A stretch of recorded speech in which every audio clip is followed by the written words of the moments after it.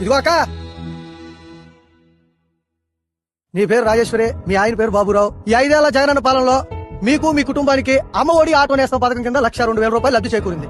ఈసారి కూడా తప్పనిసరిగా మన జగన్కు ఓటేయాలా. ఒక్క నిమిషం ఆగండి. అక్క, టీలు గట్రా ఏం వద్దులే అక్క. ఇదిగో పట్టుకో. ఏంటక్క ఇదే? ఈ 5 ఏళ్లలో బటన్ నొక్కి మాకిచ్చిందంత చెప్పావు. మరి అలాగే ఈ 5 ఏళ్లలో మా దగ్గర ఎంత దొరకడం ఏం చెప్పాలిగా. ఇటు చెప్తా విను. 5 సంవత్సరాల క్రితం ఇసుక ఫ్రీగా దొరికేది. ఇప్పుడు అదే ఇసుక లారీ 40,000 రూపాయలు అమ్ముతున్నారు.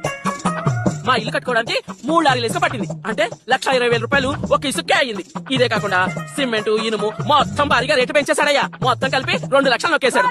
గతంలో కరెంటు బిల్లు నెలకి 200 రూపాయలు వచ్చేది. మరి ఇప్పుడు నెలకి 1,000 రూపాయలు పెంచేశాడయ్యా. అంటే సంవత్సరానికి 10,000 రూపాయలు. 5 సంవత్సరాలు కలిపి 50,000 రూపాయలు నొక్కేశాడు కరెంట్ కింద. పక్క రాష్ట్రం కర్ణాటకలో